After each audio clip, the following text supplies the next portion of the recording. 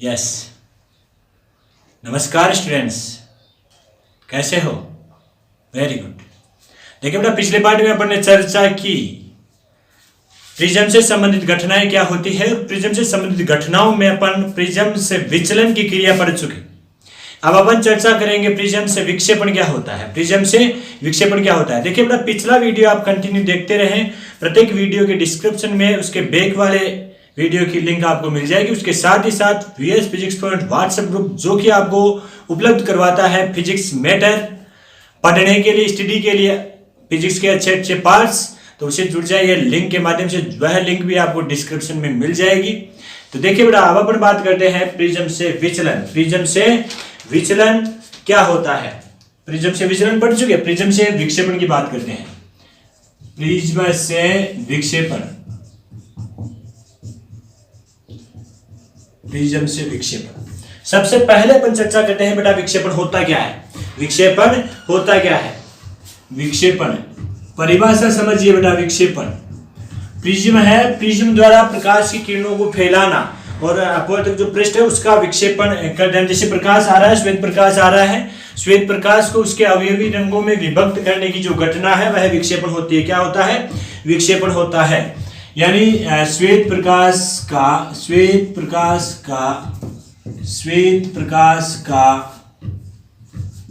Prism द्वारा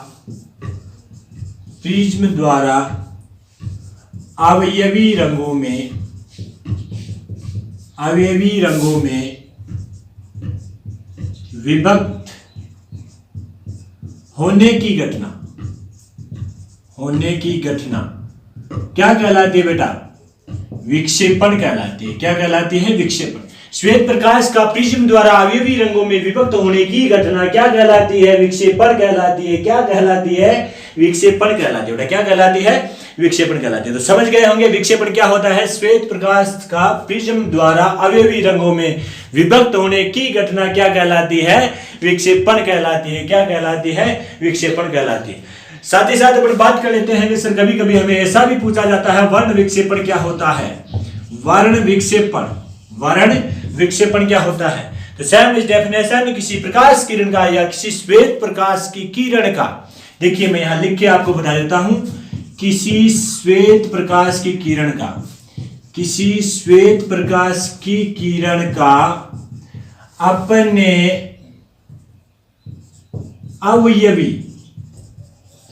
अवयवी का मतलब अपने घटक की, जो घटक है अपने उन घटकों के रंगों के रूप में, किसी श्वेत प्रकाश किरण का अपने अवयवी रंगों में विघटित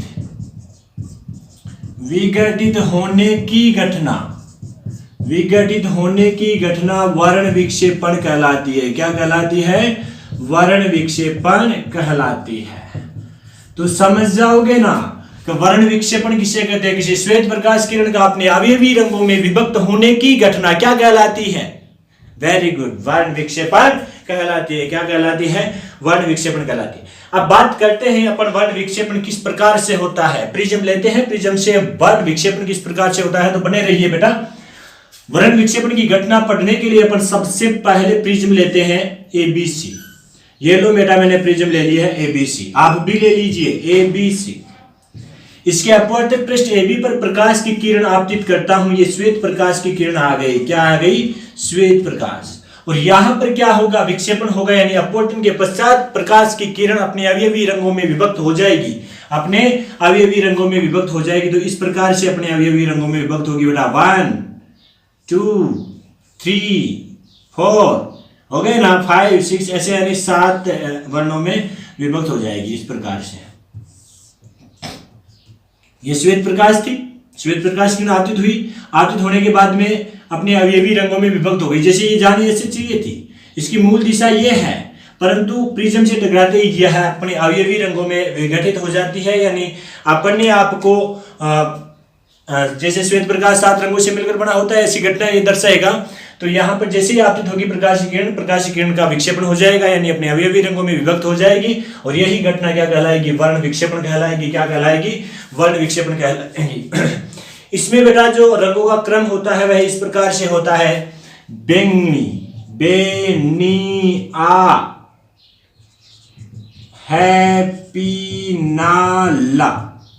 1 2 3 4 5 6 7 यानी 7 रंगों में बदल जाता है, 7 रंगों में बदल जाता है। अब इसको आप इंग्लिश में जैसे पढ़ोगे तो VIGYOR, विग्योर, यानी violet, blue, indigo, green, yellow, orange and red. ठीक है, तो बैंगनी, नीला, आसमानी, हरा, नारंगी, आसमानी, हरा, पीला, नारंगी, लाल। यानी आप इधर आओगे तो तरंग दैर्ध्य का घटता क्रम मिलेगा आपको, लेमड़ा का घटता क्रम, लेमड़ा का घटता क्रम मिलेगा। और ऊपर आप जाओगे तो लेमड़ा का बढ़ता क्रम मिलेगा, यानी विचलन का घटता क्रम मिलेगा, विचलन का घटता क्रम मिलेगा। ठीक है बेटा, अब देखिए ये रेड कलर की है, ये जो पट्टी आप देख रहे हो, ये पट्टी देख रहे हो, ये रेड कलर की है। और इसका जो ये मूल इस प्रकार जो दिशा जा रही है, इसके लिए जो विचलन था भाई, इसमें विचलन कितना हुआ, यही तो विचलन है दिशा के साथ भाई, मूल दिशा के साथ अपवर्ती जो निर्गम किरण है उसका जो अंतर होता है, विक्षेप होता है, वही विचलन होता है। तो यहां पर ये जो विचलन है ये होगा डेल आर। और इसके साथ अपन बात करें वॉयलेट कलर की यानी बैंगनी कलर की, तो ये विचलन होगा डेल वी। क्या होगा? Del V. तो बेटा आपको इतना ध्यान रखना है कि वर्ण विक्षेपण किस प्रकार से होता है, वर्ण विक्षेपण में रंगों का क्रम कैसे होता है। तो रंगों का क्रम कैसे होता है, बेनिया है पीनाला, नीचे से आप स्टार्ट करोगे, या विग्योर यानी violet, blue, indigo, green, yellow, orange and red. नीचे की ओर जाओगे आप तो लेमड़ा का मान घटा, तरंग दैर्ध्य घटेगा, और ऊपर की ओर बढ़ोगे तो विचलन का मान घटेगा। जैसे जैसे आप ऊपर जाओगे तरंग दैर्ध्य का मान बढ़ता जाएगा, और नीचे जाओगे तो विचलन का मान बढ़ता जाएगा। यह होता है बेटा अपना 7 रंगों में प्रकाश का विभक्त होना। यानी जब प्रकाश की किरण है ना अपवर्तक पृष्ठ पर आपतित होती है, तो अपने अपवर्तित होकर, यहाँ पर अपवर्तित होकर प्रकाश किरण अपने आप को अवयवी रंगों में विभाजित कर लेती है, और इन अवयवी रंगों का जो पट्टिका आपको प्राप्त होती है, इस पट्टिका को अपन क्या कहते हैं बेटा, स्पेक्ट्रम कहते हैं। क्या कहते हैं? स्पेक्ट्रम कहते हैं। क्या कहते हैं? स्पेक्ट्रम कहते हैं। देखिए बेटा थोड़ा सा पढ़ लेते हैं वर्ण क्रम। क्या पढ़ते हैं? वर्ण क्रम क्या होता है, वर्ण क्रम यानी रंगों का क्रम क्या होता है। तो प्रिज्म से निर्गत प्रकाश को किसी पर्दे पर प्रेक्षित करें, प्रिज्म पर प्रेक्षित प्रकाश को, प्रिज्म से निर्गत प्रकाश को किसी पर्दे पर प्रेक्षित करें, प्रिज्म से निर्गत प्रकाश को किसी पर्दे पर प्रेक्षित करें, तो रंगों का जो क्रम आपको मिलता है यही वर्ण क्रम कहलाता है। यानी प्रिज्म से आप लिख सकते हो बेटा, प्रिज्म से निर्गत प्रकाश को, प्रिज्म से निर्गत प्रकाश को किसी पर्दे पर प्रेक्षित किया जाए, किसी पर्दे पर प्रेक्षित किया जाए, तो प्रेक्षित किया जाए तो रंगों का जो क्रम मिलता है, रंगों का जो क्रम मिलता है, रंगों का जो क्रम मिलता है, यही क्रम वर्ण क्रम कहलाता है। क्या कहलाता है? वर्ण क्रम कहलाता है। तो ध्यान दे बेटा, वर्ण क्रम क्या होता है। प्रिज्म से निर्गत प्रकाश को किसी पर्दे पर, जैसे पर्दा है, प्रिज्म से निर्गत प्रकाश को इस पर्दे पर आपतित किया जाए, तो प्रिज्म से निर्गत प्रकाश को किसी पर्दे पर आपतित किया जाए तो प्राप्त वर्ण क्रम, जो वर्ण है उनका क्रम, जो वर्ण क्रम मिलता है वही क्या कहलाता है? वर्ण क्रम कहलाता है बेटा। क्या कहलाता है? वर्ण क्रम कहलाता है।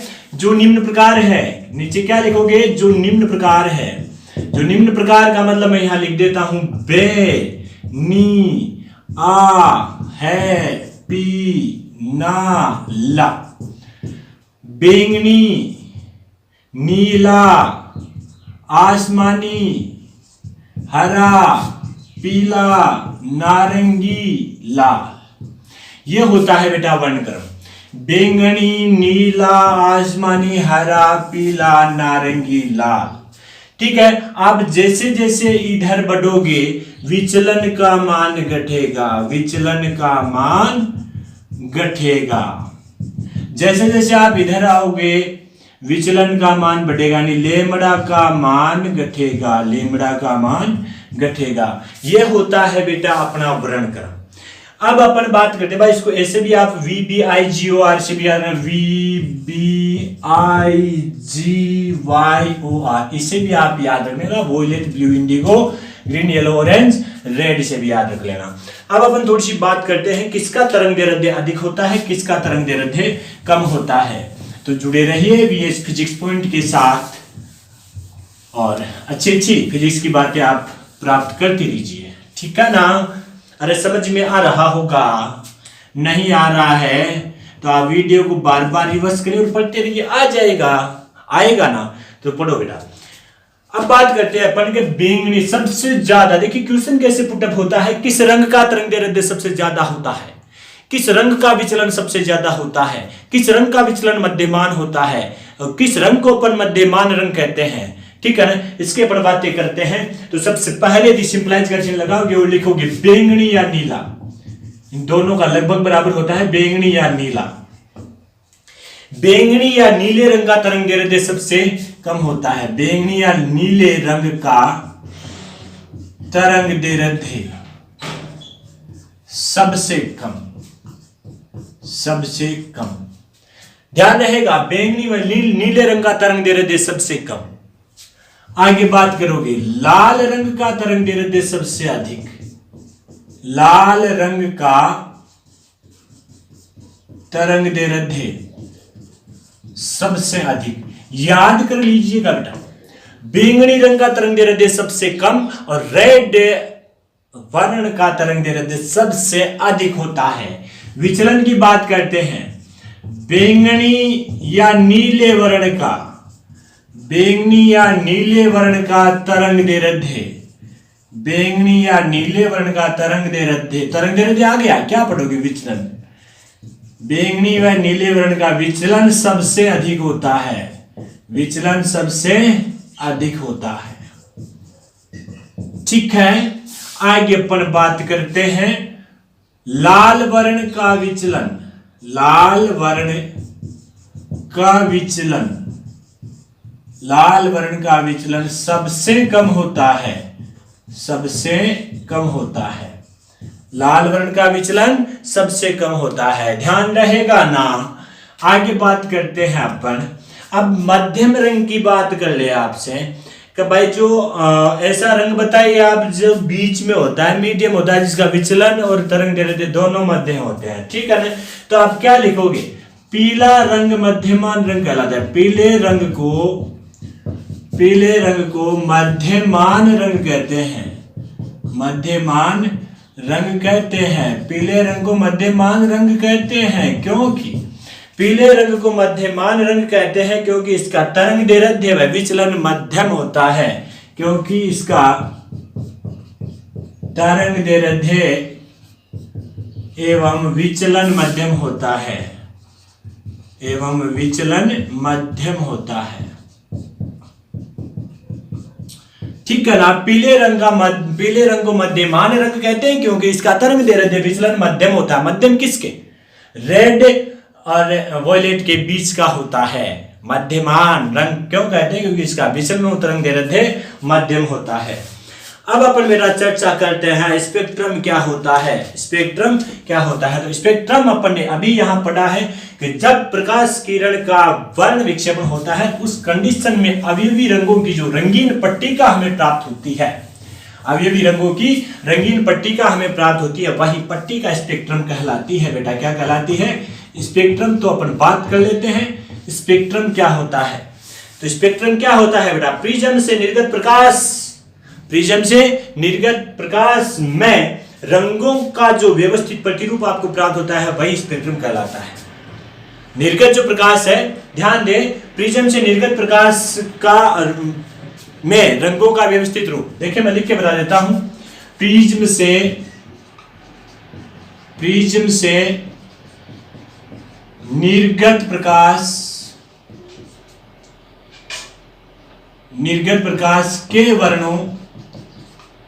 के वर्णों का व्यवस्थित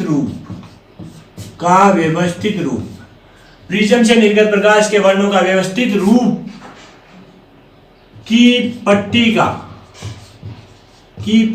क्या कहलाती है, स्पेक्ट्रम कहलाती है। बेटा क्या कहलाती है, स्पेक्ट्रम कहलाती है। प्रिज्म से निर्गत प्रकाश, प्रिज्म से निर्गत प्रकाश के वर्णों का व्यवस्थित रूप की पट्टी का स्पेक्ट्रम कहलाती है। क्या कहलाती है? स्पेक्ट्रम कहलाती है। अब देखिए बेटा, जो मूल दिशा थी इस प्रकार से जानी चाहिए थी, और उस दिशा के बीच में जो रेड है, ऑरेंज है, वोलेट है, किसी भी रंग के साथ जो विचलन प्राप्त हो रहा है वह विचलन इन रंगों का कौन होता है। देखिए मैं यहां पर एक बात लिखता हूं, यदि यदि यदि डेल वी व डेल आर, यदि डेल वी व डेल आर बैंगनी बैंगनी व लाल वर्णों, ध्यान दे बेटा, देखिए बैंगनी व लाल है ना, डेल वी व डेल आर, बैंगनी व लाल वर्णों के विचलन कौन है, वर्णों के विचलन कौन है, वर्णों के विचलन कौन है। बस फोकस कीजिएगा, डेल वी व डेल आर बैंगनी व लाल रंगों के विचलन कौन है, तो आपको क्या पूछेगा कि कोणीय विस्थापन क्या होगा, कोणीय विस्थापन। यदि डेल वी ये मूल दिशा के साथ डेल वी तो ये और डेल आर ये, अब डेल वी कंप्लीट आ गया, डेल आर ये आ गया, कोणीय विस्थापन पूछे तो यहां से यहां तक होगा कोणीय विस्थापन।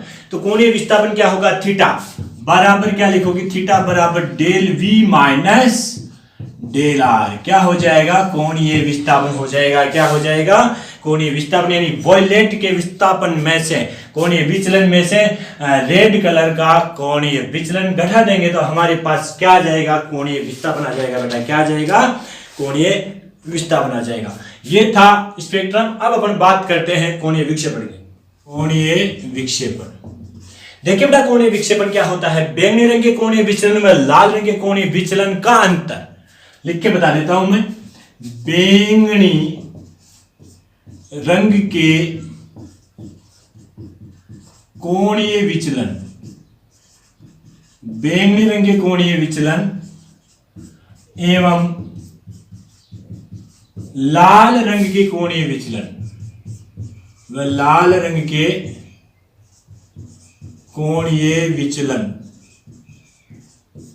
डेल आर का अंतर कोणीय विक्षेपण कहलाता है। क्या कहलाता है, कोणीय विक्षेपण कहलाता है। तो ध्यान दें, बैंगनी रंग के कोणीय विचलन तथा लाल रंग के कोणीय विचलन का अंतर क्या कहलाता है, कोणीय विक्षेपण, यानी थीटा बराबर del V minus del R. बैंगनी रंग के कोणीय विचलन व रेड रंग के कोणीय विचलन का अंतर क्या कहलाता है, कोणीय विक्षेपण कहलाता है। क्या कहलाता है बेटा, कोणीय विक्षेपण कहलाता है। अब अपन बात करते हैं प्रिज्म द्वारा उत्पन्न कोणीय विक्षेपण की माप। हेडिंग लगाइए बेटा, प्रिज्म द्वारा उत्पन्न कोणीय विक्षेपण की माप, उत्पन्न कोणीय विक्षेपण की माप, प्रिज्म द्वारा उत्पन्न कोणीय विक्षेपण की माप, प्रिज्म द्वारा उत्पन्न कोणीय विक्षेपण की माप। तो देखिए बेटा, रेड की ऑरेंज की पूछ ले, ऑरेंज की येलो की पूछ ले, येलो ग्रीन की पूछ ले, किसी भी रंग की कोणीय विक्षेपण की माप आपको पूछ ले, यदि आपको पूछ लिया जाए अपवर्तनांक, यदि आपको पूछ लिया जाए फोकस दूरी, तो आप किस प्रकार से बताओगे। तो इसको डिफाइन करोगे तो आप क्या लिखोगे, किन्हीं दो रंगों, अब देखिए किन्हीं दो रंगों, इनमें से कोई से दो रंग लेने हैं आपको। क्या लेने हैं, इनमें से कोई से दो रंग लेने हैं, चाहे आप ऑरेंज येलो ले लो, ग्रीन इंडिगो ले लो, ब्लू वॉयलेट ले लो, ठीक है ना। तो किन्हीं दो रंगों की निर्गत किरणों के बीच, किन्हीं दो रंगों की निर्गत किरणों के बीच, फोकस कीजिए बेटा, किन्हीं दो रंगों की निर्गत किरणों के बीच, उन रंगों, निर्गत किरणों के बीच उन रंगों, फोकस कीजिएगा, किन्हीं दो रंगों की निर्गत किरणों, किन्हीं दो रंगों की निर्गत किरणों के बीच, किन्हीं दो रंगों की निर्गत किरणों के बीच का कोण। अब देखिए बेटा, यहां पर आप हर एक चीज को समझते जाइए, जैसे ये है और ये, इनके बीच का कोण, इनके बीच का कोण, इनके बीच का कोण। तो परिभाषा में आप देखिए बार बार पढ़ते रहिए, किन्हीं दो रंगों की निर्गत किरणों के बीच उन रंगों का कोण, उन रंगों का कोण, उन किरणों के लिए कोणीय वर्णन विक्षेपण कहलाता है। उन किरणों के लिए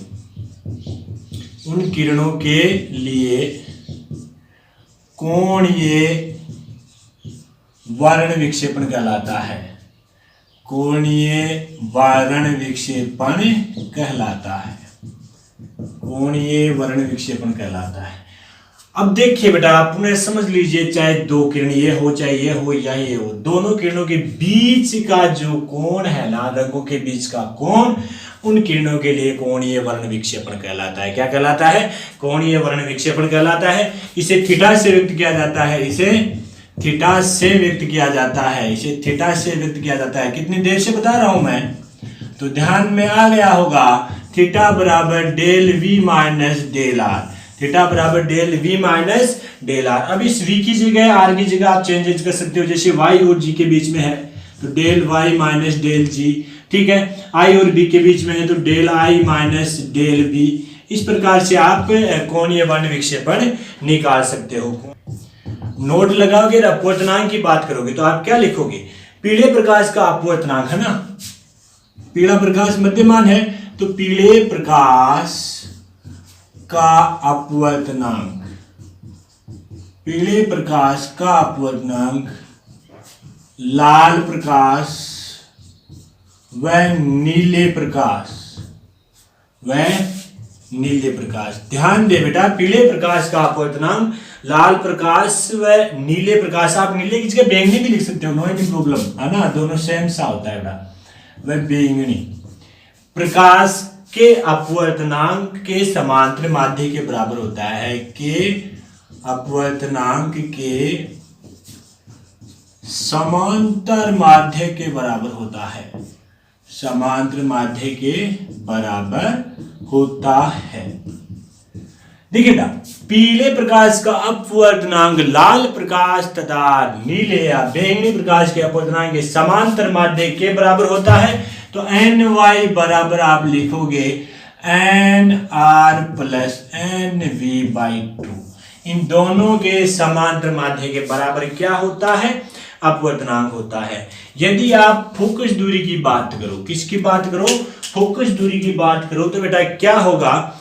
माध्य किरण की फोकस दूरी, माध्य किरण का मतलब पीला रंग, माध्य किरण की फोकस दूरी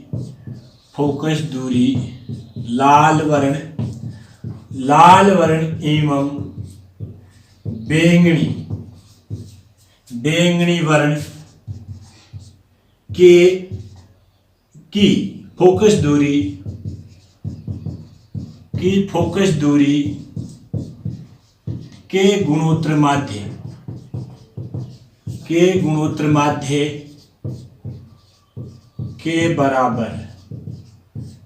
के बराबर होती है। यानी एफ वाई जो होगी ना वह under root F R into F V, यानी वॉयलेट और रेड के गुणोत्तर माध्य के बराबर होगी। रेड और वॉयलेट के गुणोत्तर माध्य के बराबर होगी। ये बातें बेटा आपके समझ में आई होगी। ध्यान देना, माध्य किरण की फोकस दूरी लाल वर्ण तथा बैंगनी वर्ण की फोकस दूरी के गुणोत्तर माध्य के बराबर होगी। अंत में अपन बात करते हैं माध्यम की वर्ण विक्षेपण क्षमता। माध्यम की वर्ण विक्षेपण क्षमता, माध्यम की वर्ण विक्षेपण क्षमता। चलो बेटा, माध्यम की वर्ण विक्षेपण क्षमता क्या होती है? माध्यम की वर्ण विक्षेपण क्षमता क्या होती है? देखिए बेटा, दो रंगों की बात हो रही है। यहां पर क्या हो रही है? दो रंगों। ध्यान दे बेटा, दो रंगों की बात हो रही है तो किन्हीं दो रंगों के कोणीय विक्षेपण तथा माध्य किरण के विचलन का अनुपात तथा माध्य किरण के विचलन का अनुपात क्या कहलाता है? प्रिज्म की पदार्थ की वर्ण विक्षेपण क्षमता कहलाती है। तो हेडिंग लगाएं और आप लिखिए बेटा, किन्हीं दो रंगों। अब दो रंगों की बात होगी तो वॉयलेट और रेड होगा, है ना। किन्हीं दो रंगों के कोणीय विक्षेपण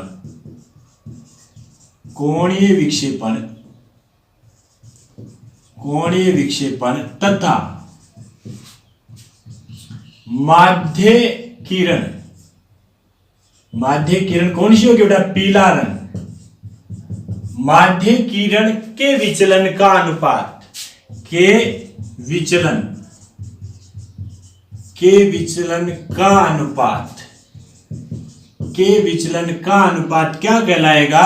माध्यम की वर्ण विक्षेपण क्षमता, माध्यम की वर्ण विक्षेपण क्षमता, वर्ण विक्षेपण क्षमता कहलाती है। तो ध्यान रहेगा ना, एक बार पुनः परिभाषा देख लीजिए कि इन दो रंगों के कोणीय विक्षेपण तथा माध्य किरण के विचलन का अनुपात क्या कहलाता है? माध्यम की वर्ण विक्षेपण क्षमता। किन्हीं दो रंगों के कोणीय विक्षेपण तथा माध्य किरण पीले रंग के विचलन का अनुपात क्या कहलाता है? माध्यम की वर्ण विक्षेपण क्षमता कहलाती है। इसे ओमेगा से व्यक्त किया जाता है बेटा, किससे व्यक्त करते हैं? इसे ओमेगा से व्यक्त किया जाता है, इसे ओमेगा से व्यक्त किया जाता है। माध्यम की वर्ण विक्षेपण क्षमता को ओमेगा से व्यक्त किया जाता है। इट्स ओके, ठीक है। अब अपन डेफिनेशन के रूप में इसे पढ़ेंगे तो क्या पढ़ेंगे? ओमेगा बराबर थीटा बटा एन वाई, थीटा बटा एन वाई लिखोगे क्या? क्या लिखोगे? Del Y. क्या लिखोगे? Del Y. चूंकि अपन जानते हैं थीटा बराबर del V minus del R होता है, तो ओमेगा बराबर देखिए बेटा थीटा का मान सीधा दिया हुआ है, यानी वर्ण विक्षेपण आपको सीधा दे रखा है, कोणीय विक्षेपण आपको सीधा दे रखा है, तो यहाँ मान रखोगे, डेल वाई का मान रखोगे, मान आ जाएगा ओमेगा का, तो ओमेगा बराबर del V minus del R upon del Y भी आप लिख सकते हो। यदि आपको अपूर्णांक के रूप में पूछे तो अपूर्णांक के रूप में आप लिखोगे ओमेगा बराबर N V minus N R बटा एन माइनस वन, ये लिखोगे। ये होती है माध्यम की वर्ण विक्षेपण क्षमता। क्या होती है? माध्यम की वर्ण विक्षेपण क्षमता। इसमें कुछ एक बातें आपको नोट लगा के लिखनी है बेटा। बेटा नोट लगा के अपन लिखेंगे वर्ण विक्षेपण क्षमता है ना, आपकी जो वर्ण विक्षेपण क्षमता है वह केवल प्रिज्म के पदार्थ पर निर्भर करती है, केवल प्रिज्म के पदार्थ पर निर्भर करती है, प्रिज्म के पदार्थ पर निर्भर करती है, प्रिज्म कोण पर नहीं, प्रिज्म कोण पर नहीं। यानी प्रिज्म कोण पर वर्ण विक्षेपण क्षमता निर्भर नहीं करेगी, केवल प्रिज्म के पदार्थ पर निर्भर करेगी, ठीक है ना। अब जो वर्ण विक्षेपण क्षमता है ना, वह पदार्थ का एक गुण है, न कि प्रिज्म का, यह पदार्थ का गुण है, ठीक है ना। वर्ण विक्षेपण क्षमता, वर्ण विक्षेपण क्षमता पदार्थ का एक गुण है, पदार्थ का एक गुण है, न कि प्रिज्म का। यानी वर्ण विक्षेपण क्षमता पदार्थ का गुण है, प्रिज्म का गुण नहीं है। वर्ण विक्षेपण क्षमता जिस पदार्थ की प्रिज्म बनी हुई है उस पदार्थ की विशेषता है, न कि प्रिज्म की विशेषता है। अब देखिए बेटा वर्ण विक्षेपण क्षमता है, इसके मान पर भी कोई निर्भर करता है क्या? यानी वर्ण विक्षेपण क्षमता का मान जितना अधिक होगा ना, प्रकाश का फैलाव उतना ही ज्यादा होगा, यानी ओमेगा का मान जितना अधिक होगा। वेरी इंपॉर्टेंट बात है बेटा, वर्ण विक्षेपण क्षमता का मान जितना अधिक होगा, ओमेगा का मान जितना अधिक होगा, ओमेगा का मान जितना अधिक होगा, वर्ण का फैलाव या प्रकाश का फैलाव, ठीक है ना, प्रकाश का अपसरण यानी फैलाव उतना ही ज्यादा होगा, उतना ही ज्यादा होगा। देखिए बेटा अपन ने बात की वर्ण विक्षेपण, प्रिज्म से विक्षेपण की बात की, तो उसमें अपने खूब सारे पार्ट पढ़े। माध्यम की वर्ण विक्षेपण क्षमता आपने अंतिम में रखा। माध्यम की वर्ण विक्षेपण क्षमता क्या होती है? किन्हीं दो रंगों का कोणीय विक्षेपण तथा माध्य रंग के विचलन का अनुपात क्या कहलाता है? माध्यम की विक्षेपण क्षमता कहलाती है। इसे ओमेगा से व्यक्त किया जाता है। ये जो बातें बेटा एक एक नंबर की आपको पूछ ली जाती है। वर्ण विक्षेपण क्षमता केवल प्रिज्म के पदार्थ पर निर्भर करती है, वर्ण विक्षेपण क्षमता केवल पदार्थ पर निर्भर करती है, न कि प्रिज्म कोण पर। वर्ण विक्षेपण क्षमता पदार्थ का एक गुण है, पदार्थ का एक गुण है, न कि प्रिज्म का, प्रिज्म का गुण नहीं है। प्रिज्म जिस पदार्थ की बनी हुई है उसका गुण है। ओमेगा का मान यानी वर्ण विक्षेपण क्षमता का मान जितना अधिक होगा ना, ओमेगा का मान जितना अधिक होगा ना, वर्ण का फैलाव या प्रकाश का अपसरण उतना ही ज्यादा होगा। ठीक है बेटा, समझ में आया होगा। वीडियो आपने पूरा देखा होगा। प्रिज्म से वर्ण विक्षेपण यानी प्रिज्म से विक्षेपण की घटना आपने कंप्लीट देखी होगी, और मुझे उम्मीद है मेरे प्रिय विद्यार्थियों कि आप लोगों को यह पाठ पूरा समझ में आया होगा।